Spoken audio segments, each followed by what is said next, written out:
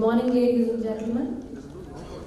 After a successful inaugural session on International Symposium on Competitiveness of North Indian States to Achieve Inclusive Growth, I welcome you all to session 1 of the conference. So first and foremost, I would like to welcome on stage our eminent speakers for the session. I would like to welcome the Honorable Chair, Ambassador Paramjeet Singh Sahai, who's a retired IFS officer. The lead presenter for the session is Ms. Anushri Sinha, Senior Fellow, National Council of Applied Economic Research. And the other panelists include Mr. Daniel Mitchell, Chairman, Center for Freedom and Prosperity, Mr. Gopal Krishna Agarwal, National Spokesperson, Economic Affairs, BJP, Mr. Anup Nautiyal, Founder, Gati Foundation, Mr. Amit Kapoor, Honorary Chairman for Institute of Competitiveness. And thank you for being here. I now request the Honorable Chair to take forward the proceedings. Thank you. Also, just one house announcement for all the panelists, that my colleague has a buzzer in his hand, so he would be pressing the buzzer after 9 minutes, and the second buzzer would be pressed at the end of the 10th minute. Thank you so much. Hello. Fellow panelists and the members in the audience, I think I'm very happy to start the day. It's rather early for many of you, but I see that you are in good spirits. When I was coming in the morning, I had a look at some of the Indian newspapers, I think which are very relevant for today's discussion.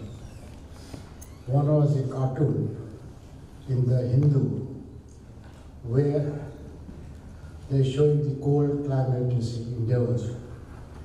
And our Prime Minister making the statement, we have a warm investment climate.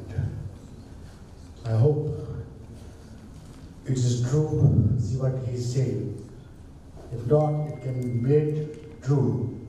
Secondly, there's another item which said US slaps steep tariffs on imported washers or tellers. We're talking of EoDB in India. I presume there's a need for a study on the EoDB in the USA also. Because sometimes I think perceptions is what you do and see what I'm to see. You want all the changes, but at your end, you see, you do not want to make the changes or you do not see that. Then there's another article in the context of meeting of ASEAN heads. And I think the message from Kishore Membuan, whom I knew myself and all in Singapore, who was the foreign secretary, is that what's very important is commitment, you see, to do things and to work in a positive atmosphere. I think and then of course, there are other item where before that Mohali is going to be another, you see, Silicon Valley. So we have an atmosphere, a climate, where a lot of things are happening in a positive way. Today's session, the first session, is basically concerned with looking at the EoDB in 4 areas. So I think I would only make the request, Tracy, to you to make comments which are more relevant to that area rather than giving a broad view of the whole situation. I think the 4 areas are finance, electricity, labor, and transport. I'm sure that some of you would have already seen the studies made by cuts in the 6 states, by the NCAER in the 14 states, in the south and the north, you see, pointing out to see what is happening or what is not happening in the areas, coming out with recommendations and things like that. So I think you can rely on that. So you do not have to repeat what has already been said because of time constraint and things like that, you see. There are problems on the government side. Sometimes we repeat the same thing again, you see. I think what we have to do properly, if we can come out of this session, would we see what we could come out with positive recommendations. I would say what is doable. We all live in a world where it is easier. I think we will say theoretically, I had some professors from the university of Punjab University from Patiala, and they give the message, you see, that this should be done, you see, but I think the question is why it has not been done. I think we always repeat, you see, I think our aim should be to see what is doable. If it is not doable, to move on. Rather than talk the same thing, the same constraints, bureaucracy not working. I think I believe for the last time I'm part of bureaucracy also. I think we did work also at times. You see, I wouldn't say that it doesn't work. We're not working, the things won't be there. But we have to move in that direction. And our main focus here should be on how we are involving the states. States learning from the practice here, what we done in different states. Also, but sometimes I think I like to be cautious that, when I was in the United States, I would say that they would ask us to do this, and we say do this. You cannot, bring America to India, nor we can take India to America, I think. We have to keep those constraints, the practical constraints in view. And I would, at this stage, make more comments. I would say that one thing is that from my personal experience, I have seen in Singapore and Malaysia that the states have a role to play, and I think where they are directly involved, you see, we have seen some results. We have to learn from others, but at the same time, we have to adapt the same to suit our local conditions. We just can't transplant something like that. I would say more than this at this initial stage. And maybe I'll come back at the later part to make some points, some suggestions, you see, based on how things move. I think we're requesting there are five speakers. They can speak for 10 minutes each. And I think the buzzer will ring 1 minute before that. And I think what ultimately more important would be interaction. I think any conference, I made a success at the interaction level. Because you have to be participant, you have to give the message. And this is what I sense when I talk to some of the people. They say that they do not have an opportunity to give their views. I'm a bit surprised.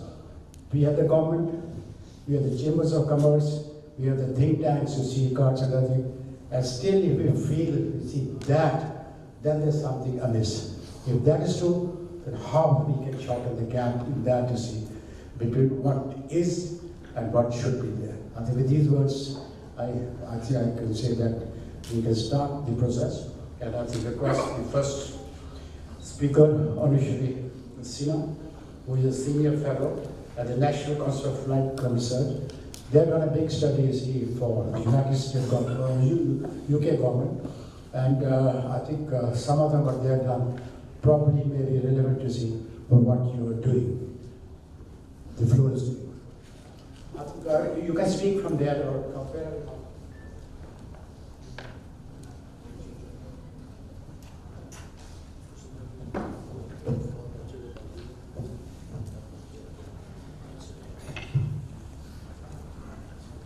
Thank you, Chair, for this introduction, and thanks to CUTS for giving me this opportunity to make the presentation here and share NCAR's one of the major studies that we did last year for the UK government to understand the reform process in India.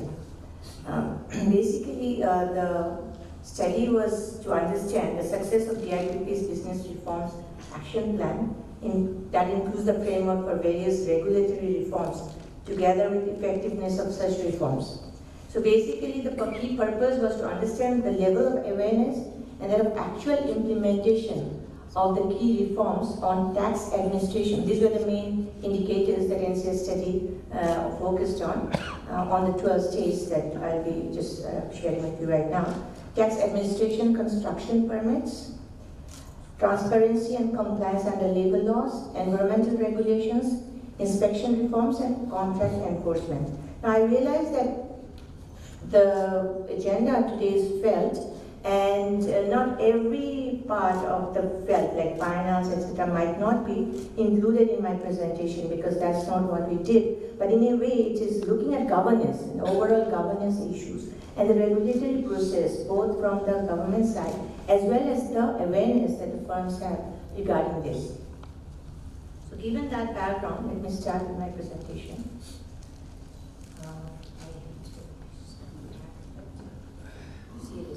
So this survey was conducted for 12 states, out of which there were 4 northern states, as you can see, Delhi, Punjab, Haryana, and Rajasthan. And this study was quite comprehensive in the sense of the robustness of the survey. Though because of the limited resources and limited time, we could not do more than 600 forms. So we did 600 forms across these 12 states, and we also interviewed government officials who were responsible for implementation processes. So this was, I think, for the first time in India that a sort of a study was done together with the firms' inputs as well as the government officials' inputs. So what we found in this was that the perception of firms were, what you can see in the blue are the yeses. So if you see the yeses, you can see that it's not, if you just look at the, see there are many states out here, 12 states. Please concentrate on the states that we have, I've just now mentioned, Delhi, Rajasthan, Haryana, and Punjab. And the states are named in the sidebar. So you can see that Delhi is not really, on the terms of online information easy to access. Most of the states are saying yes, including the northern states, apart from Rajasthan, which is not doing so well. But if you look at does the state comply with the defined timelines? There again you see there are yes, but other states are doing better than like Telangana and Kerala. They're doing better than Delhi and other northern states. So what I'm trying to say is there are improvements that can happen in the northern states. Now, general indicators, here what we tried to do was that the DIPP also had come out with their findings and had shown where there had been some successes and where was the level of compliance. Accordingly, we also did this for the NCR study, and we compared where the DIPP results are and where the NCR results are and examined if there were variations. You can see the variations are the ones that are saying no. So when there's a no, that means there's a variation. So these states again are, one of the states that really strikes out is Delhi. I mean, Delhi is not really, the results that DIPP had put up and the results that we found from the ground level were not really matching for Delhi. In hurdles for setting up businesses, here again we see that the northern states are not really doing as well. And if you see that complying with environmental regulations, so northern states are always saying there are hurdles. Definitely the northern states are somehow facing more hurdles that we can come from the audience and the learned panel out here. What are the major causes? I'll just come up with some of the causes out here. So one of the hurdles was approval to get electricity. Here also we don't see Delhi is doing very good in the number of days that it requires to get an approval. So if you look at the comparisons, Delhi is actually still requiring like 20 days. Though Punjab and Rajasthan is doing better with 15 days, but then it can go still better because Telangana is actually doing 9 days. So this comparison, it's really that you have to do, if you go for the best practices, then you need to look at the south. That's one thing that's come up. Southern states are doing mostly better than the northern states. And out of that, I think Delhi somehow is not really doing so well, being the capital as well as different state. There is a problem in Delhi still. And in terms of Rajasthan and Punjab, they seem to be quite similar, though Rajasthan is not doing so well in many other things, particularly in terms of getting electricity. It seems Punjab is also not doing that well compared to them. So that's one thing, and Haryana is actually here doing much better, mainly because of the hubs that's coming up in Haryana. Complying with defined timelines, if you ask that question down to the firm, so this way I put this presentation is taken results from both the state findings and the firm findings. Now this result is from the firm, the earlier finding was from the state itself. I mean, we had asked that question to state officials, and that's what they've told us. So, and this is from the firms and their comprehension about how how much time it takes, and are they complying with defined timelines. And we find here again, is that Delhi is not one of the best, or in fact none of the 4 North Indian states are doing as well as some of the South Indian states, like Telangana and also, was it third state? So tax administration, that's another thing of the wealth. Tax is a major issue, and tax administration, you can see that online filing and payment of forms is mostly fine for most of the states. But if you look at the helpline of filing returns, there you can again see that it's not doing as well. I mean, the yeses are pretty low for the northern states. Issuance of valid registration and certification in this has changed, but as I just said that this was carried out in last year when GST hasn't yet kicked off. But if you look at it, and if you look at the VAT will be replaced by GST, the findings would not really, I do not think, because the process is more or less the same, and there are different layers of even filing returns on GST, and so I think as of now you can of course look at what's happening at GST, but for VAT registration again, we see that Delhi is now doing better, but if you look at Punjab is 7 days, and Rajasthan. So in terms of VAT registration, in terms of the tax regimes, tax issues for registration, northern states are doing better. In terms of VAT refund payments, again, it's like, it's not that, there is a lot of variation across states. So you see that Maharashtra is really doing very bad, which is not really in North Indian states. But if you compare, Punjab is not doing that well. I mean, comparatively to what I've been listening to, Punjab doesn't seem to be doing that well, and after that comes Rajasthan. Complying with labor regulations. Now, this seems again that the compliance with labor regulations are somehow, we're looking at regional stories out here, but if you look at Punjab, you see that no is pretty high in Punjab.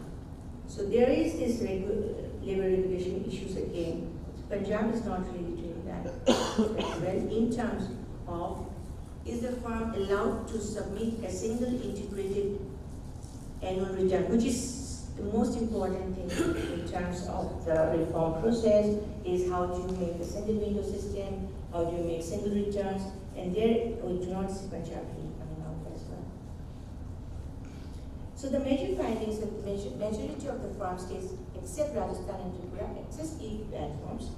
And again, most of the online services are still used in states like Andhra Pradesh, Telangana, Haryana, and Karnataka. So Haryana seems to be doing better. All states except Kerala and Tripura, which is different, allow single window clearances, but there is one issue, and that we have to go in more details, and some of my other studies have shown that if you think there's a single window system, you have to actually open number of websites. So that's another thing which is important. And you said the selection of firms cited that always they do not adhere to defined timelines of proven clearances. Do not always adhere. And large number of firms in Delhi, Gujarat, Haryana, Punjab, and Rajasthan, all these firms which are in the northern states, reported they faced hurdles, again as I showed.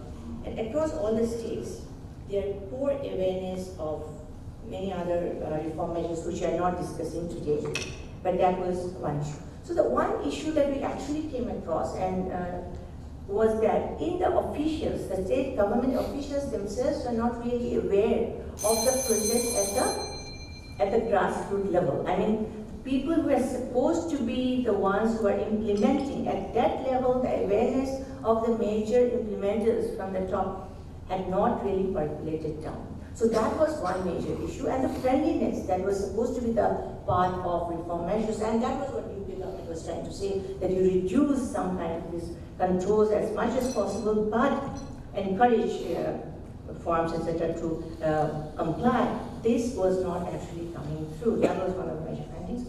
And do I have a minute or that has gone out?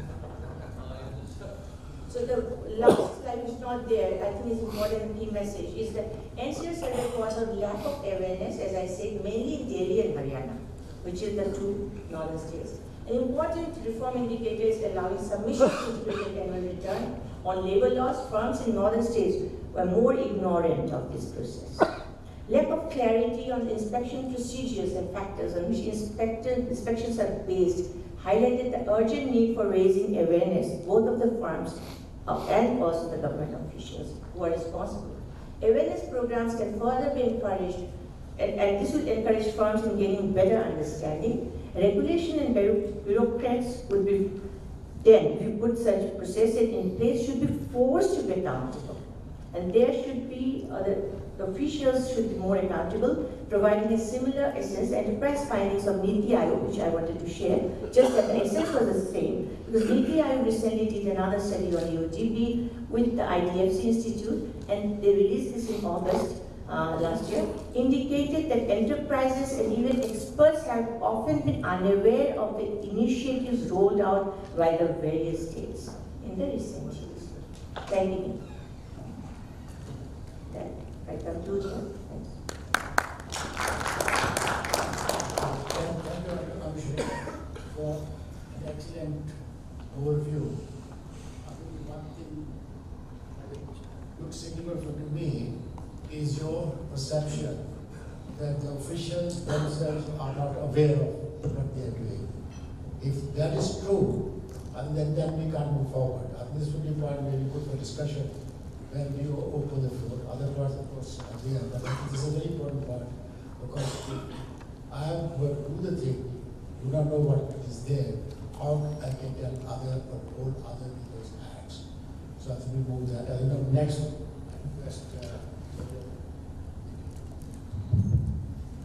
I'm going to go ahead and just talk from the seat here. I'm actually sad this morning because this is the end of a very productive trip to India, and I've made such good friends, and I'm sort of thinking, when do I get to come back?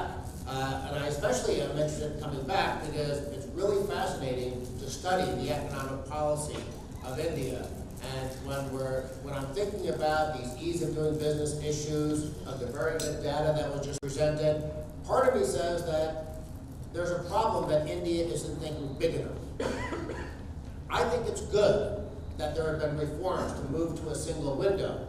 But when I think about the way business policy works in some other countries, including to some degree in the United States, my question is, why is there a window at all? And think about it in the context of the finance, electricity, labor, and transport.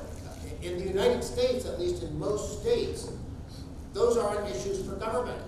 If you want to set up a business, you set up a business, and you're dealing with other businesses or with employees, potential employees on these 4 categories that we're supposed to be talking about today. But there's no role of government where you have to wait for a government to say yes or no to something. So you just set up your business, you contract with the power company, that's a 1 day or 1 hour process. You hire workers, and that's just a market process, and if you want good employees, you have to give them a good wage, but it's always a tension where they want more, you want to pay less, but it's driven by market forces. Transportation, same thing. I mean, obviously, government plays a role in that, the road system and things like that, but there's by and large no big issues for you in terms of using air, train system, trucking on the roads, things that matter for businesses. So part of me is thinking, Why don't you just get rid of the windows and make it so that businesses can do whatever they want? Now, in the United States, that doesn't mean that there's no government there. Instead, the notion is that you have automatic de facto permission, actually de jure permission, to set up a business, but you are obligated to understand that there are various laws you have to follow. So you don't have to do a tax registration, but at the end of the year, you have to fill out a tax return. And yes, they will come and inspect you and audit you, and the same thing with environmental regulations and labor regulations. So there are various rules, and I think there are too many rules in the U.S., but the most important difference between the U.S. and India is the assumption that the business just gets to start up and start operating, and there's no barriers to the initial operation. You might have some regulation as you go along in the process. And then in the context of the ease of doing business, and in the notion of competitive federalism, which was part of some of my meetings here in India, I don't want to suggest that you follow the United States, because I think we've been moving in the wrong direction. Our central government is getting more and more power. My suggestion to you instead would be to copy Switzerland, because in Switzerland you have genuine decentralization. The cantons, their states, the cantons are the ones that make the decisions of how much to tax, how much to spend, how much to regulate. The central government basically does very few things, like national defense and sort of the overall operation of the pension system and things like that. Now, we used to be very much like that in the United States, and I actually think that would be the direction that we should go back to, because the great thing about decentralization is you get innovation and diversity and competition. I mentioned last night that there's this big bidding war for the new Amazon headquarters in the United States. And I just wrote a column yesterday explaining that I don't think it's a good idea for states to be giving special favors to Amazon. They're a big, rich company. I love free enterprise. I love profit, but I want companies to earn profit. I don't want them to get profit because they have special friends in government who are giving them favors. But you know what? Maybe I'm wrong on that. Maybe a state, Maryland just announced that it's offering Amazon $5 billion. $5 billion. One of the richest companies in the world are getting $5 billion from the government of Maryland, if that's who they pick. Now, maybe that'll work out for Maryland. I'm making a philosophical and ethical argument that I just don't think tax dollars should be given to rich corporations. I want to keep the overall burden of government low. But the great thing is, in a federalist system, whether I'm right or whether someone else is right, you have all these experiments going on. Some states might pick a lot of government, some states might pick less government, and we'll get to see through that competitive process which system works better.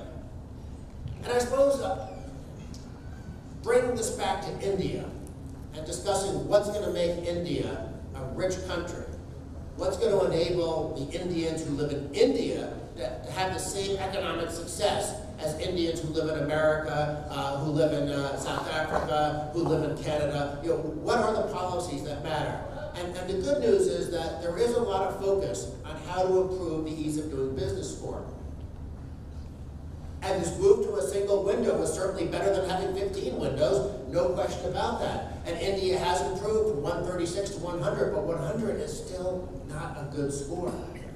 But the question in my mind is, so long as the notion is that you have to get the permission from government to do X, Y, and Z, you probably have a limit to how much. Maybe you could improve to 80 if you do a survey 2 years from now and every state gets good scores. That probably still only gets you to 80, because even with an efficient operation of the system, it's still a system based on a lot of regulation and government having to give you permission to do things. And I think it's much better to have a system where you just automatically have the freedom to do things, and then of course have to follow certain rules for health and safety and things like that. I think that approach is a lot better. But I want to close by sort of bringing it into the bigger picture. Because as I mentioned last night, if you look at the Economic Freedom of the World Index, or the Index of Economic Freedom, or the World Economic Forum's Global Competitiveness Report, there's more to economic policy than regulation. There's fiscal policy, there's trade policy, there's monetary policy, rule of law and property rights. I was told that Mr. Modi he used a saying in the campaign, minimum government, maximum governance. Do I have that right? Yes. That's actually a great sentiment. Because you know what it's saying? Maximum governance is basically rule of law and property rights, which is one of the 5 major categories in all these indices of economic freedom and prosperity for different countries. So if you have maximum governance, while you're getting the barriers of taxes and spending and regulation and protectionism out of the way, I think that's a recipe for great prosperity and continued growth for India. What you want to do, Albert Einstein said the most powerful force in the universe is compound interest. So in other words, to become a rich country, you need to have strong growth, building upon strong growth, building upon strong growth. Let me give you a statistic. If you grow 1% a year, think about a stagnant European welfare state like Italy or France. If you grow 1% a year, it takes you 70 years, 7 decades to double your GDP. On the other hand, if you have 5 or 6 or 7% growth, you are doubling your GDP every 10 to 15 years. So the key to prosperity is to somehow have sustained, rapid economic growth. And that's what the convergence theory of economics is all about. It says that a country that's not as rich should grow faster than a country that's richer. But the problem with the convergence theory is it oftentimes doesn't factor in economic policy. So what I would argue is that if India, which is ranked only 95 in the Economic Freedom of the World Index, just like you're ranked only 100 in the ease of doing business, if India can continue to move up and get a higher score, you're going to ensure that not only can you have strong growth today, but strong growth next year, and the year after that, and the year after that. In other words, you don't just want a little bit of convergence. You want convergence at Hong Kong and Singapore type levels. And I think that's where economic policy is really an important part of India's future. And with that, I think I have 1 minute left, but I'm going to be generous and give 1 minute back to show that we Americans can be organized. Thank you very much. Thank you, Daniel. I think I'll take 1 minute of yours this evening. But I think I'll say a very good presentation. I think we have the US diplomats sitting there, and I think they may not treat you as a good friend, since you have asked us not to look at America, but look at Switzerland. Maybe I think since the seminar is between India and USA, at a later stage, at the discussion time, maybe you could give us some example of one state in USA which Indians could look at and see whether we don't need a list of 10 states or 15 states or something like that, or if not the state, maybe the sectors in which we could look at it, because since 3 or 4 sectors about which we're talking to the Fed, which will be the best state to look at that and what you have done. I also fully agree with you that the best is the least where there's no government involvement. And I think our IT people are very happy that the government involvement was not there. They made a success. And our motto, I think, at the Davos is India means business. When I was in America, they used to say, the business of America, government is business. So I think if ultimately what you say, we leave it to the entrepreneurs themselves, no regulations in that, they are going to be the best. But unfortunately, practice doesn't happen. Even in America, the so-called free world, we start talking of free and fair practices. What is fair? For who? I think these are all debatable issues. I think we maybe come at a later stage and see what's to be done. I think now I request the next speaker, to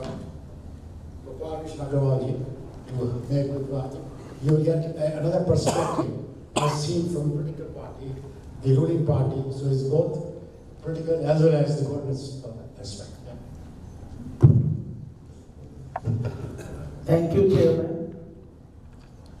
My co-panelists and the delegates present here, it is my pleasure and to speak before you and meet all of you. The time, I will be briefly speaking some of the points within the time. I think the topic is very relevant. I participated in 2 years back in Jaipur program. And the government is also understanding that earlier we were talking of cooperative federalism. now the government focus always is now changing to competitive federalism. That is an important way in ease of doing business and competitiveness of the states. Both, there is an integration also at the government level. We see in the implementation of GST, how the cooperative federalism worked in Indian context, where the state had the power of the indirect taxes. That power was given to the GST Council. Center also offloaded its power, and a very strong new law has come up, which will help the whole economic scenario, change the economic ecosystem of the country. And the states are also learning of this example of competitiveness. They have to work in this competitive environment of attracting investment within the states. Therefore, many of the states are now having investment summits. They have understood that. And now UP is also having a very big investment summit in February. And there they are planning a lot of initiatives with regard to new industrial policy, land policy. So many initiatives are being planned. So now more and more states are understanding this. Center is understanding. Center is cooperative and intermediate the cooperative federalism and competitive federalism. That is ultimately will give ease of create economic ecosystem in the country. Center also understand is the last mile connectivity delivery mechanism on the ease of doing business is the majority role is from the state level, whether it is the land allocation, whether there are permissions issue, whether there are compliances issue.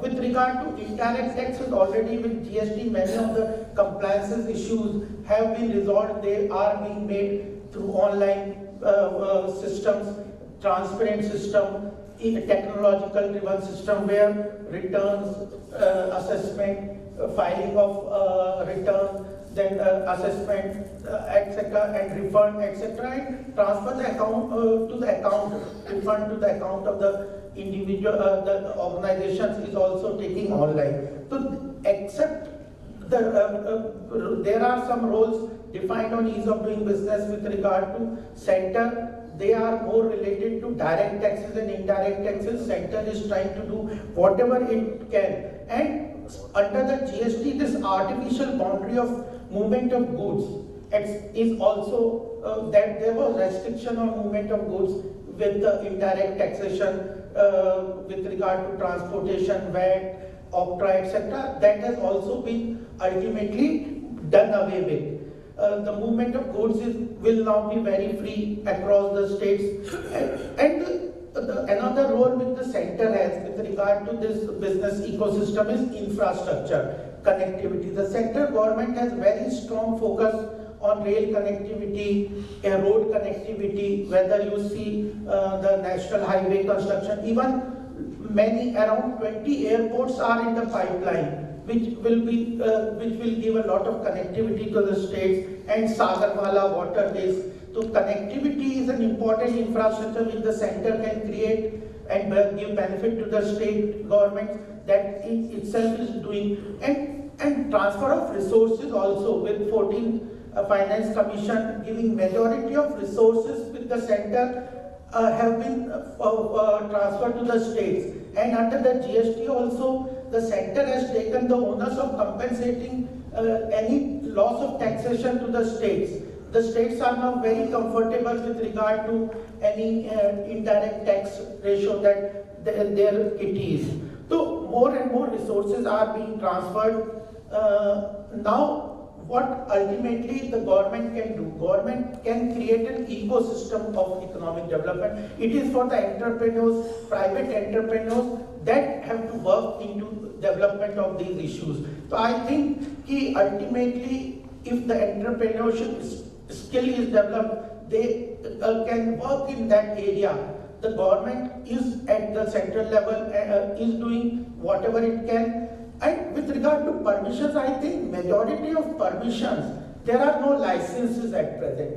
Ultimately, whether if you want clearances, environmental clearances and other things, that is only required. But for MSME, etc., the registration requirement has been done away. It's a simple self-declaration form which is being asked by the government to be filled by individuals, and if that declaration itself is just recording, because data is very important at the central level. Data is an important area which can create a big difference in the economic development of the country. So I think in this scenario, macroeconomic parameters in the India are very good. Whether you see the growth projections are very high, 7.5% across next year, and then 7.9% growth is expected in the GDP. IIP figures are looking up. 8.4% has been the growth in the IIP figures. I am connected with the bank also. The credit growth uptake has also picked up. There was a strong problem with regard to private sector credit uptake, but now it has taken up because there are several schemes and focused and targeted mechanism through which central government is trying to monitor credit to MSME sector with regard to stand-up, startup, mudra loan, with regard to credit guarantee scheme. They are all very targeted, and targets have been given to the banks. They have to put up their target, and banks also have come up with several schemes with supply chain financing, cash management, and the banking channels after demonetization. More and more transactions are moving towards the banking channel. So the integration with regard to cash management, etc., is also very good. Will create a good ecosystem. The one important problem at the center level with regard to finance availability to the private sector was the resolution of NPA. Government has moved very fast, a very focused way in this segment. The question with the industry, etc., was it is not only the question of easy entry, but easy exit was also required. Where there is a risk in the business, where there is a failure in the business, there has to be a transparent system, there has to be a mechanism through which there can be a respectable exit for the business. The government, with regard to either insolvency and bankruptcy code, setting up of NCLT mechanism, the government has tried to streamline the process of failures of business also. They have tried to resolve the NPA issues, and after the recapitalization of the banks are now in a position to lend. Earlier they had the liquidity with them, but their capitalization was a big problem. 23% of the stressed assets of the bank, etc., which form NPA, came from the industrial sector. So there was a big problem with regard to credit lending. Now with recapitalization and majority of resolution of issues through NCLT, etc., and IBC, banks are in a healthy position to lend. So credit availability is there. Government is focusing on a targeted delivery mechanism with regard to MSME. And some major initiative for financing has come for MSME is the new initiative, that is the TradeX. That is the platform where bill discounting platform which has been created by the government, where banks can participate, the anchor corporate can participate, and the MSME who makes supply. So that there is an integrated platform where the working capital requirement of MSME is taken care of. There are many fintech initiatives that also the government is looking into, whether there are e-commerce initiatives. There are in the services sector. I think there are tremendous opportunity for MSME. Government in itself is also resolving many of the problems with the stalled project from the initiative of Pragati. Ultimately, with GST and the data collection at the center on GST network, Aadhaar seeding, corporate data portal, e-commerce and credit rating, more and more data integration is taking place for the MSME and other financial corporation sectors, so that there will be better credit rating, better transparency and ease of lending, and even this will also bring down with better credit rating, this will bring down the rate of interest for the MSME sector. So I think on the finance sector, many things are being done. On the infrastructure sector, many things are being done. On labor reforms, definitely there are issues to be tackled. This is a very complex issue with the state of employment that the country has. More and more jobs have to be created, and that can only come through entrepreneurship development. That's an important issue, but there is a time lag. I think in this budget, the sectors which create more jobs like textile and construction will give more focused benefit from the government. On the direct taxes, the collection of taxes has increased a lot, and government can now look into better reduction in direct taxes, but at indirect taxes, GST has not picked up. There has to be more compliance, then only government can look into further reduction. So I think these are some of on the electricity, power generation, government focus on renewable energy is there, electricity to all villages, every house, power generation through solar energy is there. But these are the 4 important areas that has been flagged out by this panel discussion, and there are issues, definitely government initiatives are there. MSME is an important area where the government is now focusing. Without the development of MSME and the last mile delivery from the states, economic development of the country cannot take place. This is an important area. This discussion definitely will help us to understand the problems and move ahead. Thank you very much. Thank you, Mr. Agarwal. I think you are filling the areas which we have not talked about so far, on the taxation, labor, and I think you raised a very important point on the GST. With this, do we see there will be no competition among the states? Will that help or not help? And I'm getting worried, friend Daniel, then there will be no need for further conferences, you see, because then there will be no competition in the states. And my other point which I like to make here in this context is I think the seminar is called Cooperative Federalism and Competitive Federalism. To me, I think it should be a different way. It should be Cooperative Federalism and Competitive States. Because I think all the states are ultimately looking up to the federation to get as much benefits as they could. So I think they are not competing. I thought, it is not the American, unless you look at the federalism as working in America and the federalism as working in India, and how they compete and how they do that. And I think another thing is, yes, competition. Ultimately, I think is entrepreneurs. See, if they want to find, like the US statistic that happened just yesterday, she mentioned that in 2016, I think the American investment to India has gone up to 28 billion from what was 4 billion in 2004. So I think there are ways of finding, skirting, and I think we talked about jugaad. I think India is good jugaad, and I think Americans probably must be very good in jugaad also. Learn from India one thing, how they can do business in India, even if they are constrained. Let me now move to the next. Anup, not here. Thank you very much, sir. A very, very good morning, everybody here. And I'm from Dehradun. I'm from Uttarakhand. So first of all, I'm very grateful to Guts for having me here. And for our American friends here, people from the hills, we are very passionate and we are very emotional. We are also very, very critical about our areas.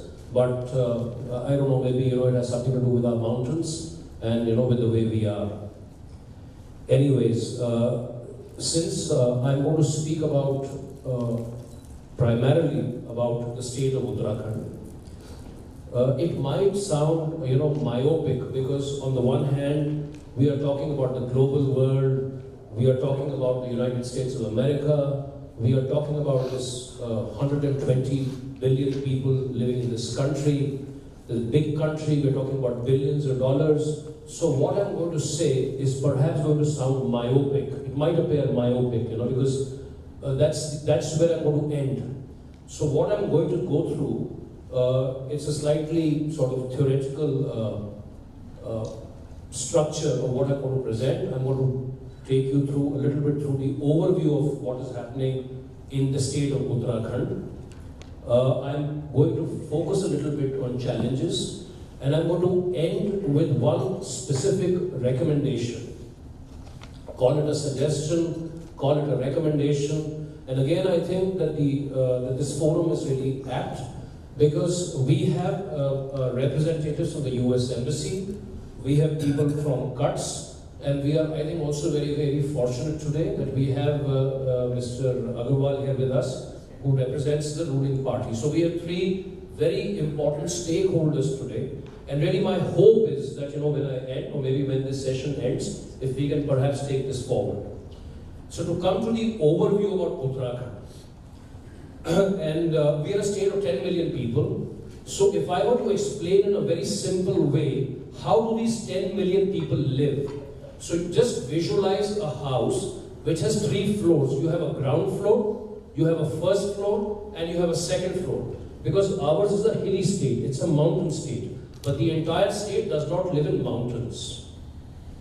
So roughly 30% of the people of Uttarakhand live in the ground floor, which is, aapko pata hai, Haridwar, Udham Singh Nagar district hai. The first floor of the state, which is partly mountain and partly what we call plain, is another 30% people are living there. And 40% people are living in the upper areas of the state, which is completely mountains. And when you talk about mountains, you talk about various issues. You talk about sustainability, very, very important. We are very proud of the fact that the Ganges, the Ganga, the holy Ganga, flows out of our state. So again, a lot of challenges. In fact, the central government is putting in a lot of, effort and focus into that, but we are not going to go into that direction. If you look at the entire country, there are 10 mountain states in India. There are 7 in the northeast, and then you have J&K, you have Himachal, and then you have Uttarakhand. You have spoken about Switzerland. Many people in our state tend to equate Uttarakhand with Switzerland, So that's just sort of, one connect. So this is a little bit the overview of how Uttarakhand is sort of structured. When it comes particularly, since the topic of the day is EoDB and so on and so forth, I'll very quickly also sort of, look at that. We've done very well. As a state, we've done very well for ourselves. We were number 3 last year, we are number 9, But I won't, really go deep into that, how that has happened. But it's a matter of fact and a matter of pride for Uttarakhand that we are the number 1 hill state in the country when it comes to undertaking these reforms. So we've done very well for ourselves. And then, what have we done in finance and electricity, labor and transport? As I said, I will not really go too deep into that. But let me straight away sort of dive more deep into the challenges. I think that's more vital, What are really the challenges? क्या चुनौतियां हैं हमारे प्रदेश के सामने? और एक बहुत बड़ी चुनौती, one very big challenge is with forests, So 73% of the total land that we have is covered by forests. We do not have land. So when we talk about big industries, where will the big industries come from? Because we don't have land. And when it comes to forests, as Gopalji knows very well, with forests you have a lot of issues, environmental issues. You cannot cut a tree. And of course we don't want to cut trees. But the question then which comes out is that what kind of an industrial model should a state like Uttarakhand, and particularly these 40% people, जो पहाड़ों में रहते हैं ऊपर, ये क्या काम करें? As I said, we are land starved. We don't have land.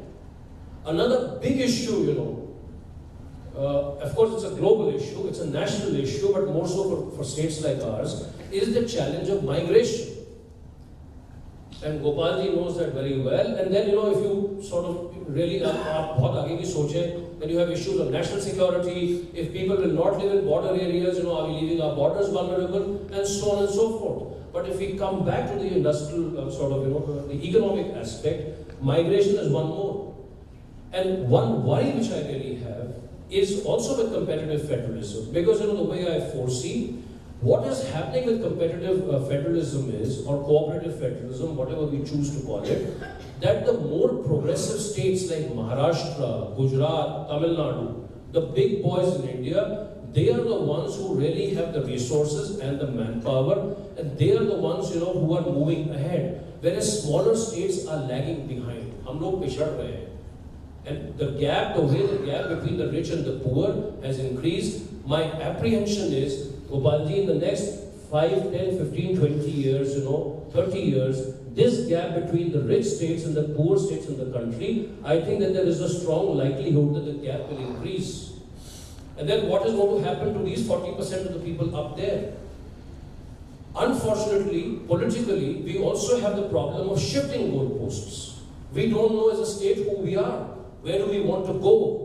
हम लोग ऊर्जा प्रदेश बनना चाहते हैं, हम लोग कभी टूरिज्म प्रदेश बनना चाहते हैं, हम लोग कभी हर्बल स्टेट बनना चाहते हैं.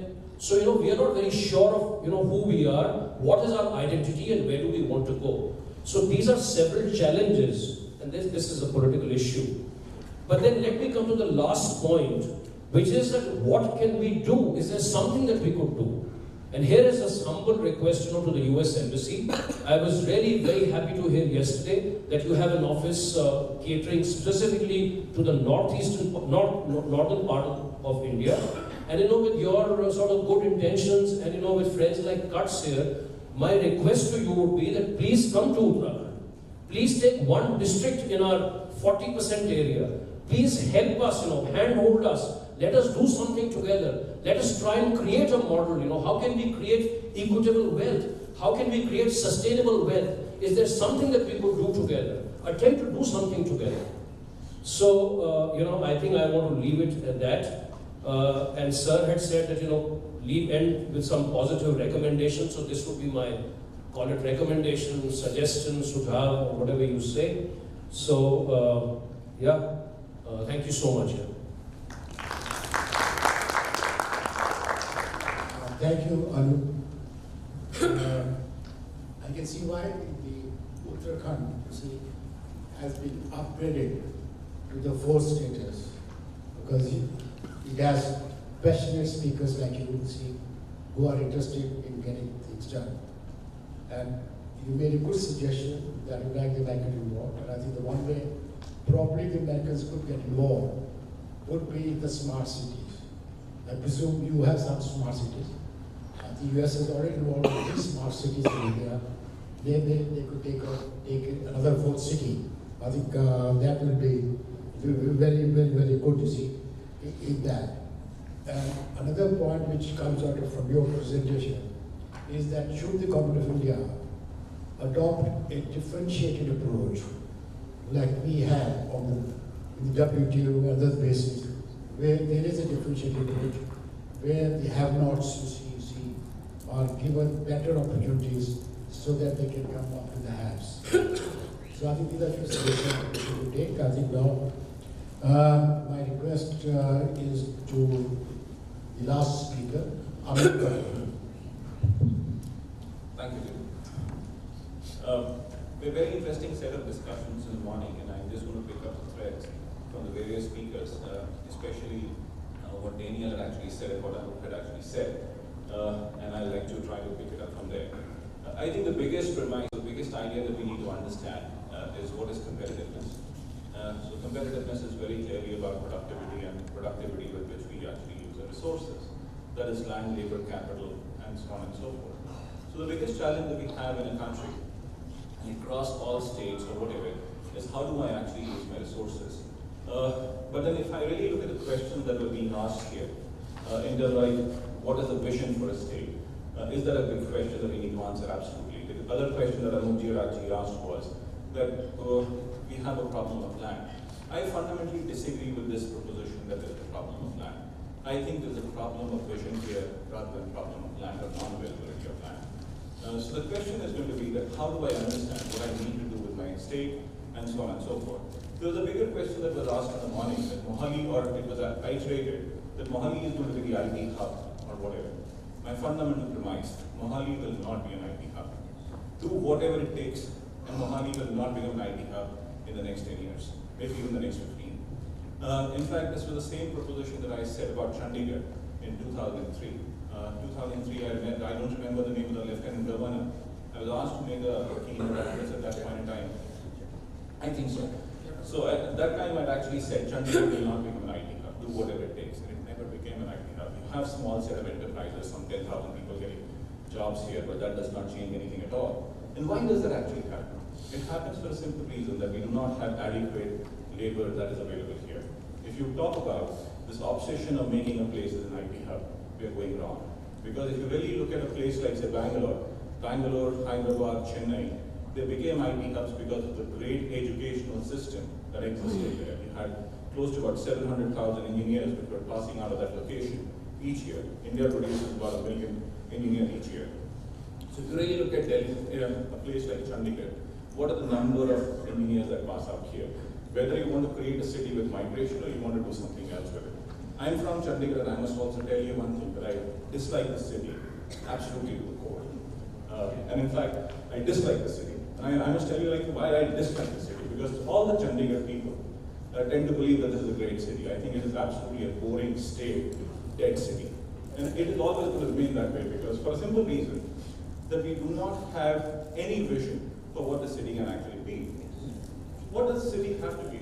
The city, in fact, when you talk about competitiveness, you have to talk about states, you have to talk about cities, and so on and so forth. So if you really talk about the city itself, this city can be a great tourism hub. But we have the authorities here, which I call the idiots, for the bureaucracy at points in time. Because I think there's a very interesting point here. The sum total of IQ of Indian bureaucracy is -1/12. You can ask me why do I say that? Because the sum total of numbers from 0 to infinity, as per Ramanujan, is -1/12. Very counterintuitive, but that's a reality. So the sum total of all administrators that Chandigarh has actually had in the last 50 years is -1/12. So why do I say that? Because they've never understood what they can actually do with the city. You can actually make it as a tourism hub. You don't have to actually stop people from moving restaurants outside and so on and so forth. We are not really enabling what needs to be done.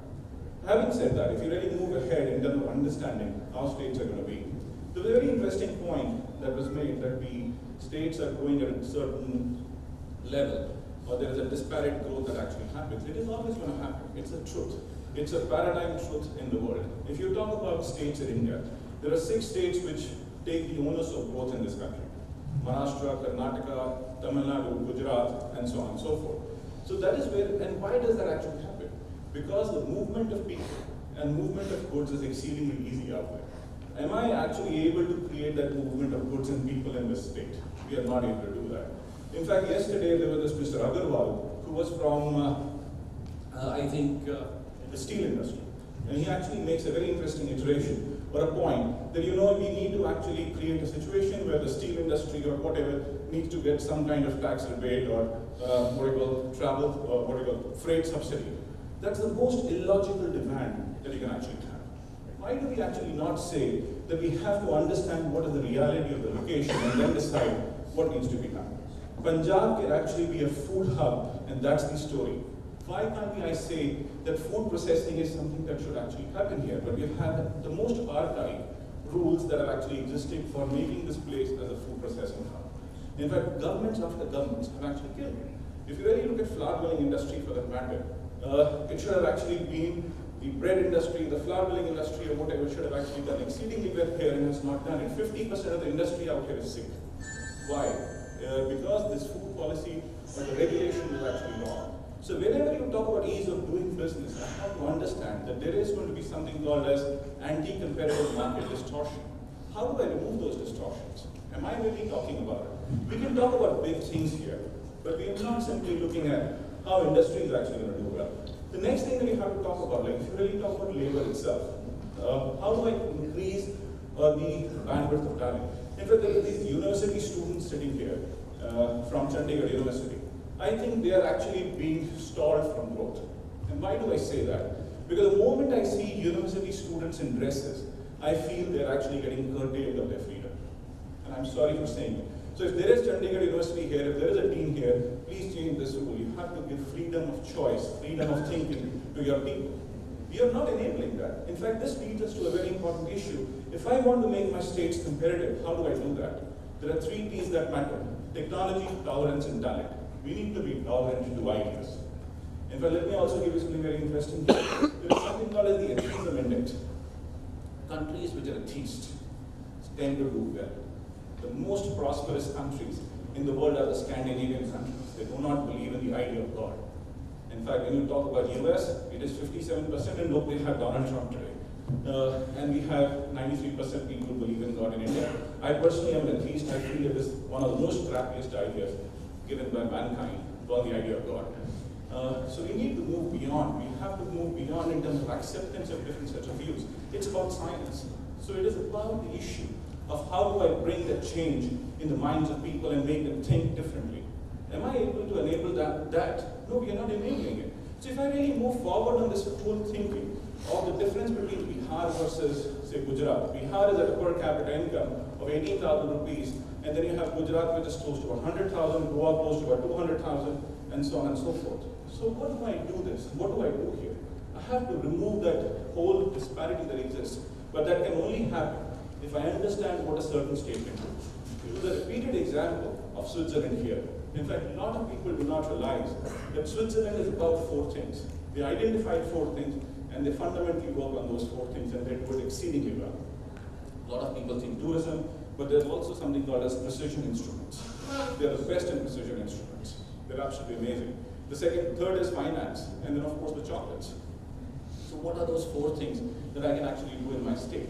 In fact, what we do here is that every state for that matter, whether I talk about the Karnataka government or whether I talk about the Madhya Pradesh government or the Punjab government, they want to do all the 15 things under the sun, and they actually fail at all 15. Identify what are those 3 or 4 things that you can actually do. So if I want to do something in Uttarakhand, make it as a great tourism hub. There is a huge possibility that exists there. Incidentally, countries which do exceedingly well, 80% of their wealth comes from tourism. Let's look at the numbers.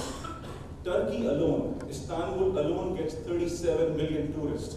India actually gets 10 million. This year we touched about 10 million. So that means there is something dramatically wrong with the way we are actually looking at it.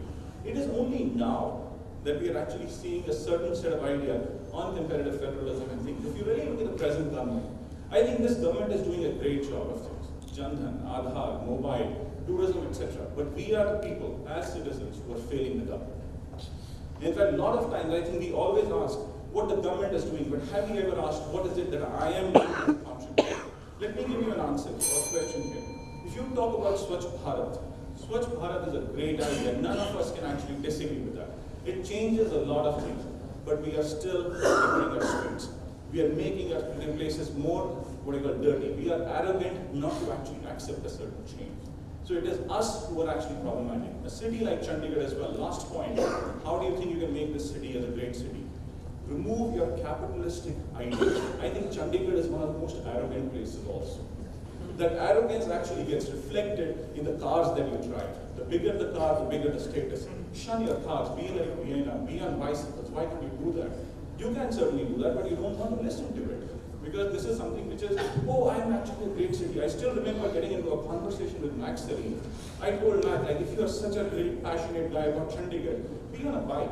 Oh, I can't do it. I have a certain status. Come on, I don't give 2 hoots to your status.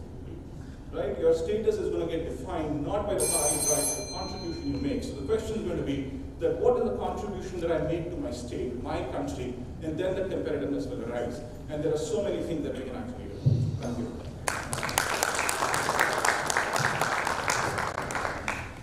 Thank you. I think you have pepped up the discussion. I think we needed that pep talk, you see. And it reminds me when you talk of going on the bicycle. I was in Sweden, and I think they're the king of Sweden took pride in going on a bicycle. Because it is again, ultimately, the mindset.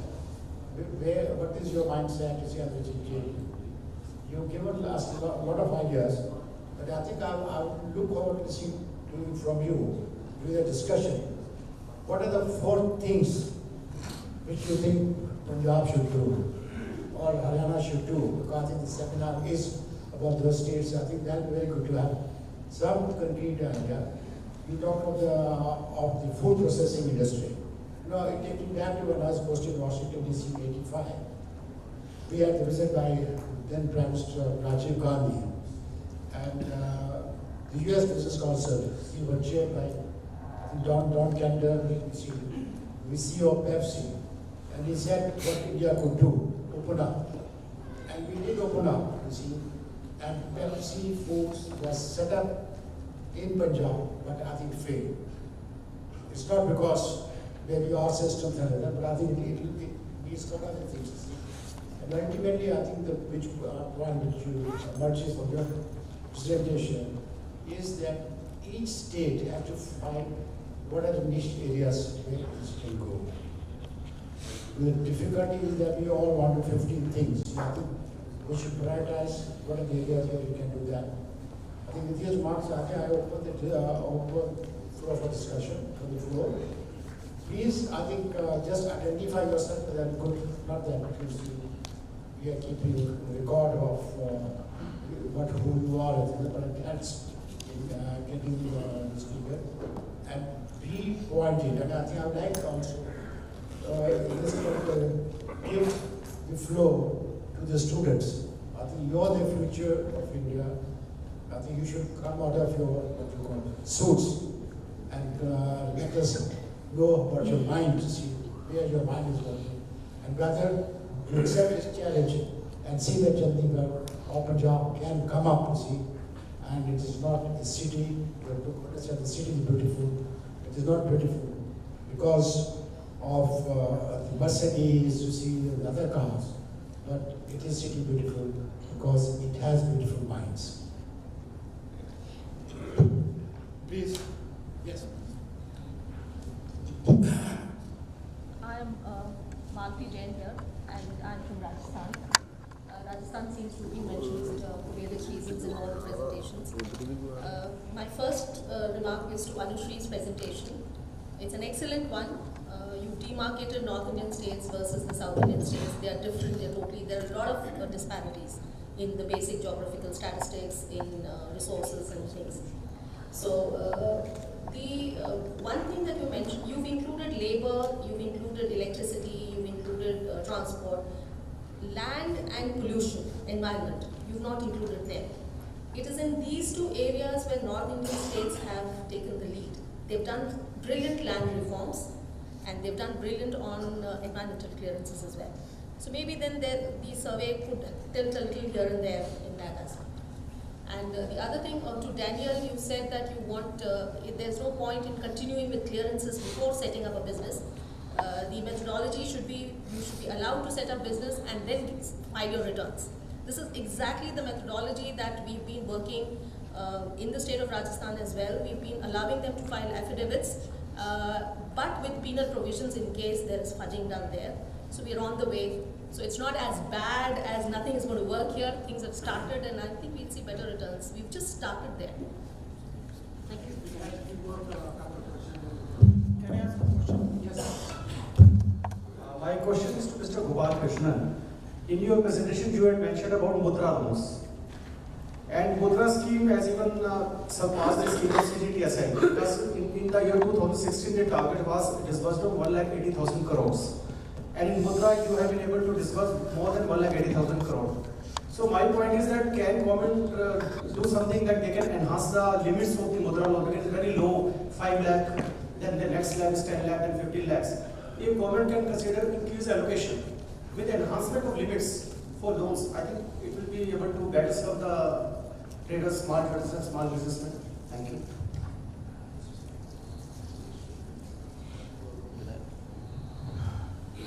From Lucknow. My first question is to Anushri. I was just looking at the states that you have picked up. I'm surprised that you are picking up Haryana, Punjab, Delhi, Tripura. Some very similar and some very small for this kind of a comparison. And then you are leaving out a state like Uttar Pradesh.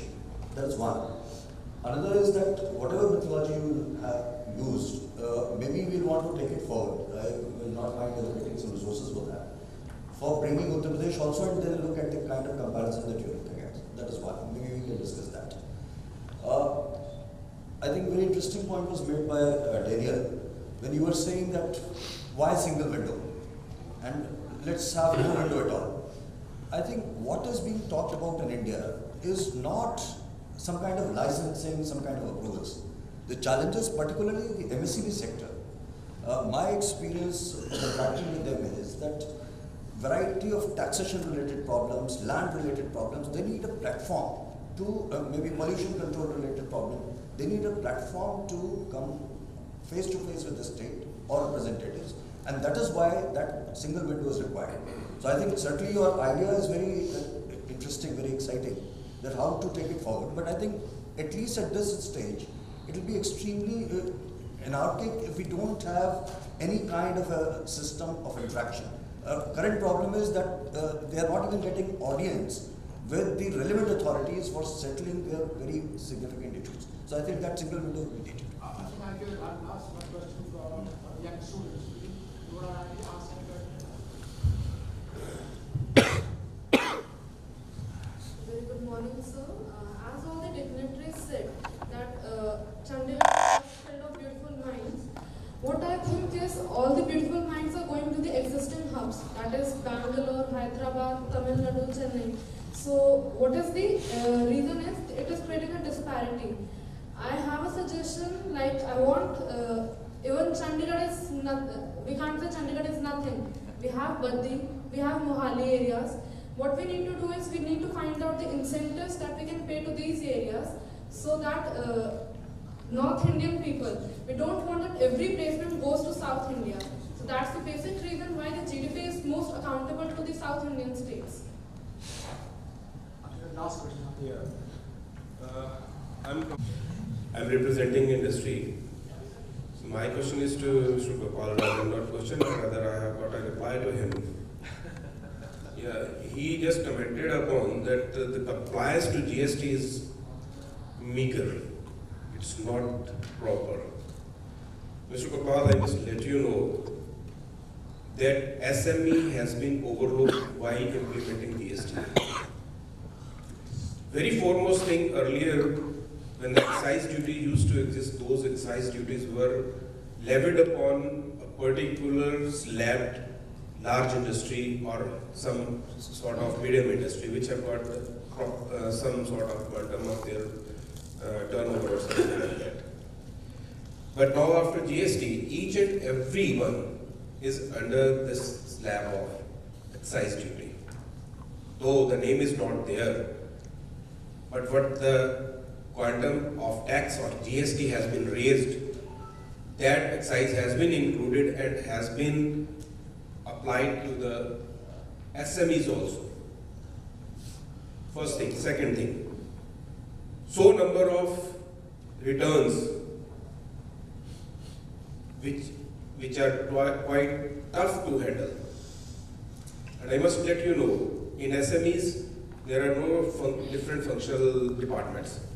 Entrepreneur himself is an accounts officer, he is himself a production man, marketing is being looked upon by him, HR he is himself. SME has to be understood by our government. Yes, definitely I must let you know that for the large industry, GST is definitely a very good thing, but it's a curse for SME. I think next, please. And also tell me how many more minutes you want here on this side. Okay, I think as a regulator, I think we have still 10 minutes and we can maybe slightly shorten the tea break. Okay, myself, Uday Mehta, I have just two questions and one suggestions to Mr. Agarwal. One point which was raised by Mr. Amit regarding anti-competitive market distortions. I'm sure you're aware of the fact that we have a draft national competition policy which has been lying and gathering dust. A lot of resources have been spent, and that's a very important policy which can be useful to be adopted in terms of addressing policy distortions, which also has a huge impact on markets. So that's a recommendation for the government to take it up and let's revive it.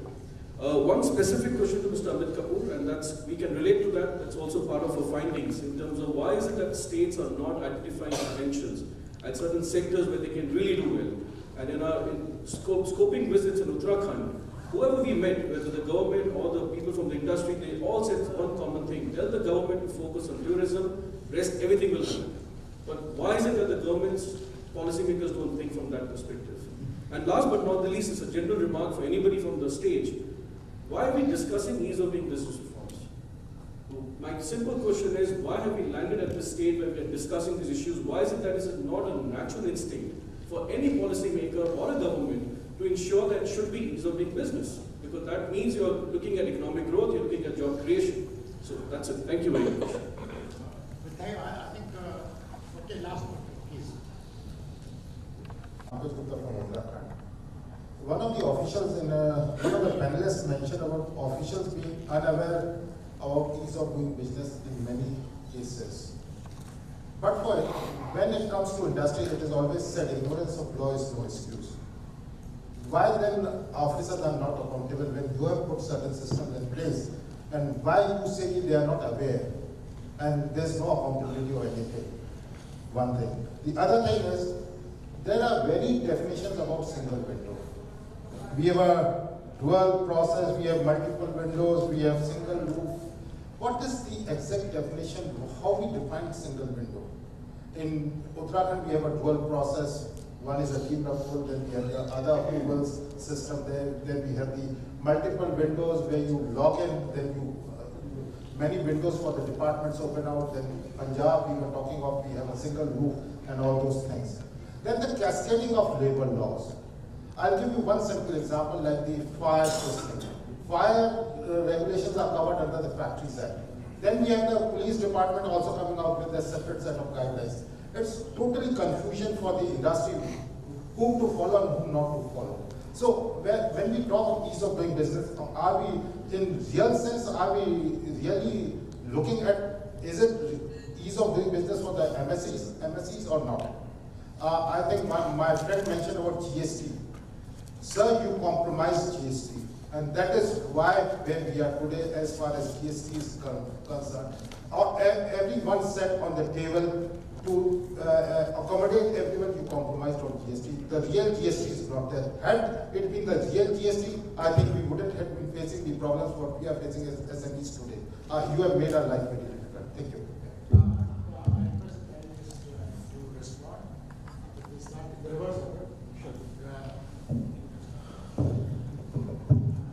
Two or three things. But I think 1 minute each. Okay, I'll just try to do it in 90, 60 to 90. I don't mind extending it if you want to tell me 2 minutes. Depends on it. Sure. So on to these 2 points that I want to make. In fact, we are just doing this project with DIPP and NITI, wherein we are trying to identify what are the 4 or 5 sectors that each state should focus on. And I think there has to be an analysis, an evidence-based policy that needs to be done. So I think when you are saying Uttarakhand, people just don't understand it. I think this is where tourism is a sector which does not give a lot of incentives to a lot of people. So you know what I'm saying. So that is where the issue is actually going to be, because it makes people independent, less dependent on various authorities to be, and so on and so forth. So that's there. The second point was on that there is this kid who actually asked this question, oh, why all placements there? Why do you even have to ask this question of placement? In fact, I feel all business schools and all educational institutions should close down their placement cells. These educational institutions are not placement agencies, they're learning institutions. You should become an entrepreneur yourself rather than actually asking for a placement. If that is your youth of today that needs to be doing. In fact, asking for Bhatti is a dead place because it was giving incentives. Incentives should never be given, because whenever you give incentives, the place grows up for a while, then it dies once the incentives are over. You have seen it in Bhatti, you've seen it in Bhuj, you've seen it in other parts of the world. In fact, very clearly, the next policy imperative from DIPP is going to be on Ministry of Commerce, no incentives across states. I can tell you because I've been working on that manufacturing policy with them, and that's where it is. I don't really have anything new to add, and so I think I made my point earlier. Thank you so much, sir. Thank you. I would like to comment on some of the issues. One is the cooperative federalism and competitive federalism are at a different spectrum. What the center has to do is to reconcile them. And I gave in my presentation how GST was a cooperative federalism, then state ranking of states is a competitive federalism. Center has this responsibility that we have to integrate both. That's very important. At the central level, one thing I would like to tell you that we went on for a land reform, that bill amendment to the land bill, which our government failed. That was because it was required. There was consensus at the government level, state, chief minister, etc. wanted that land bill should be reformed, otherwise it is not implementable. But building consensus, I think, is very important on the economic issue that we learned after that, and demonetization, GST, which were more complex reforms, still government managed to do it. That was because at the government level, building consensus on reforms is very important, and that consensus has not yet been built with regard to labor laws. There is a different pulls and pressure with regard to what is reforms, what is contract labor. There are so many issues, therefore that consensus has not been built. On GST, I would like to mention two things. There has been a lot of debate. I can debate a lot on GST, so, but not here. I will not, just two remarks I will make, that 95% under the composition scheme, 95% of the firms are out of the purview of compliances. Let me make a comment, we can discuss. Point, the collection under the composition scheme at present is only 3,000 crores. So that's an issue which the government is finding that difficult to reconcile, and there are 4,000 firms alone in GST regime which are paying 80% of the GST. These are the facts. We can, their implications can be looked into. I agree that service delivery mechanism at the bureaucrat level and the government level is important. Some of the states have come out, Madhya Pradesh has taken a lead, but other states have to take this issue. And Mudra bank loan, there are government, in addition to limit working capital requirement of the small and medium terms, government is taking a lot of initiative. One initiative I made on the Trade X initiative, where working capital requirement on bill discounting is there, and other issues are the government is looking into for small and medium scale enterprises, because in Mudra the government is not asking for collateral. That is one of the important, but if it becomes a large amount, limit is increased, then it will become a lot of NPA issues there. Thank you very much. I think next, I think bullet. Yeah, I just have just one simple point to the comments that were directed to me to help me understand further about how the Indian system works. I'm an economist. I believe in looking at numbers. Look next year at what your ease of doing business rank is. Look next year at what your economic freedom of the world rank is, and then the year after that, the year after that. And why? You're not looking at the numbers and the rankings just because it's like, winning a medal at the Olympics. You're looking at the rankings because the more open and market-oriented your economy is, the academic evidence from around the world is, the richer and the more broadly shared prosperity your country will enjoy.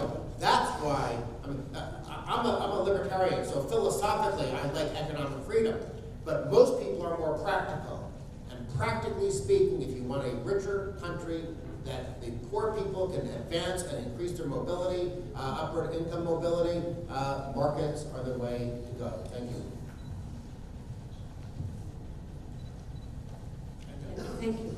I'll mainly address the questions directed to me, and which sort of touches on the concerns I put up. So on your question on, I think, environmental procedures and land. So basically, the way I try to present today's slides were based on the felt concept. So the issues that were in every LT, not all the issues. But even then, one of my slides, I think the fourth slide, talks about hurdles for setting up business. And there you have seen complying with environmental procedure. That's one of the questions that were asked. I mean, this is the main indicator. Of course, we had a lot of sub-indicators. So on that, even on that, North was not well at all. It was the worst. The North, let me define here the North. The North region was Delhi, Punjab, Haryana, Rajasthan, and Gujarat thrown in there. So that was a problem maybe. So not even then, otherwise you have seen for electricity, I therefore completely took out the states and showed that Delhi was one. Rajasthan, everything I showed clearly. That's one of the hurdles for environmental procedures. And And then for complying with the other thing was construction permits, because I didn't do that, but for construction permits, Delhi, North was not really doing that. So that's one thing, unfortunately. That's from the study we did from the grassroots level, from the firms as well from the states. Now the question on UP. Actually, as I said, this was done for a study given by the UK government. And they definitely had certain states in mind. The states in which their own businesses were to be functioning well, or where they wanted to go initially. Maybe they will go to other states later on. But these are the states given to us because this was a contracted project. And on the issue, I think, of what you raised, is what I actually was saying, that the grassroots level officers, the officers that need to really implement are not aware of many of these things, because we did survey of these 12 state officials and found a lack of awareness of the actual reforms. And the question of single window system as well, we found that the single window system are supposed to be a single window for most of the clearances, for example, labor. And so on those issues, what we found that even when it was supposed to be a single window system, for example, common application form under single window system for all approval clearances by DIPPs, and that showed that this required many web pages to be opened. So it was not really a single window to go much deeper. Apart from that, even if you file a form and put that form submission, has to be done personally. So you have to go to many departments. And we even checked on that, how many departments one has to go in, and in the northern states, the departments were more compared to many other regions. Well, I think we almost come to the end of the session. I like to make one or two points. One is that I think it is very important, I think, that we have to get a sense of the House, is that there's a need for dialogue. I think dialogue at various levels. And even I would say among the states also, we need a dialogue.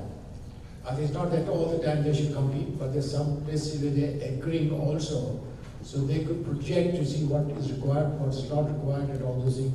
This could help us in moving forward. Second, I think is a very important point is, which I can get the takeaway, is that we are all promoting conferences. Vibrant Gujarat, vibrant this thing. I think what we need is a real vibrancy in India, where India is recognized as a vibrant country, say, whether it is Gujarat or Haryana or something like that. And that we can do only if we can show results. And this takes me to the final question, which is raised by Uday. Why EoDBs? In fact, I did not ask this question, because if you ask this question, then you could say that, you see, I'm not promoting your seminars, because since you are doing a seminar, I presume there must be some justification for that.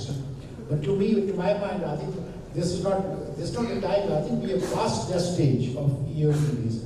And also, EoDBs again is on some parameters which may not be relevant. I think India is not understand. I think we think we're taking credit that we come down to 100 number or something like that, what is the number, from 134 something like that. I think one can go toward that. Look at what everybody is looking at India. Because they see India has a future. So if there are some small things here and there, we can, what you call, tweak it to suit the requirements. The people coming from outside, they should be able to find their way, I think you have to find the way, thing like that. And finally, I would say that I think maybe we need to do 2 more studies. I think one that the courts could do, one would be on the states, role of the states in the United States. What they maybe either you take sector-wise or the state-wise to see whether they could be modeled. And I think somebody talked Switzerland. I would say in Sweden would be a good place to do that. And the other thing would be, I think, EoDB in the United States. I think we should know the other side also. I think if you want to compete or something like that, we should know exactly how they are and what they are doing, you see. And then only we can learn and do together. And thank you very much for this. I'd like to thank the panelists, the audience. I think you've been very, very good. And also Kurtz for giving me the opportunity to chair this. Thank you very much, all of you.